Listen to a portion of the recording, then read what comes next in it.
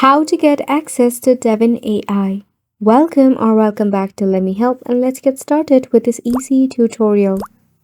First and foremost, you need to launch a preferred browser on your device. In here, you need to search for Devin AI. Now go ahead and select on Devin AI, that is the first option.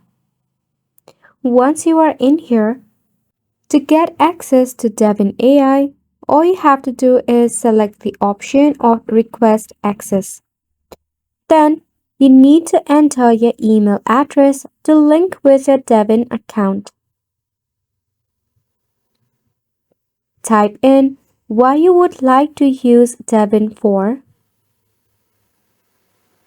Then, if you have any of the account in your LinkedIn, X, or YouTube, you can just type in right here. Then once you are done, just tap on Request Access. If you already have an access, just tap on the Login Here option.